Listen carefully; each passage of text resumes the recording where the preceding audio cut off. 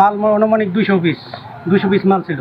লালমনিরহাট জেলার কালীগঞ্জ উপজেলার চন্দ্রপুর নওদাবাস ইউনিয়নের নৌকার মোড়ে বন্ধুর বাজার এলাকায় সচেতন নাগরিক মিলে ফেন্সিডিলের একটি বড় চালান আটক করে।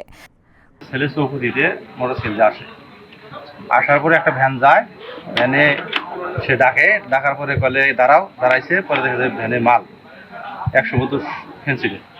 তারপর ওই ভ্যান সহ সে বাড়িতে নিয়ে যায়, ভ্যানের মাল নিয়ে ভ্যানক মাইর দিয়ে খেলে যায়।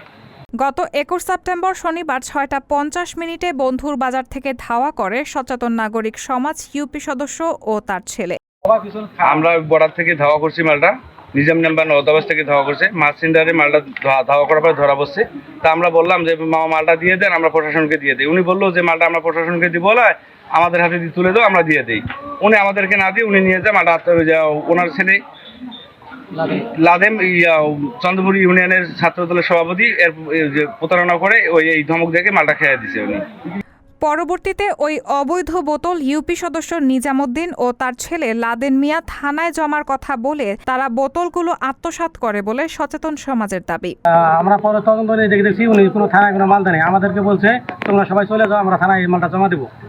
তা আমরা তারপরে থেকে আমরা খবর নিচ্ছি, আমরা দেখি না থানায় কোনো মাল জমা দেয়নি। তারা জানান মানুষকে দিয়ে ওই অবৈধ মালামাল ধরে প্রায়ই আত্মসাৎ করেন।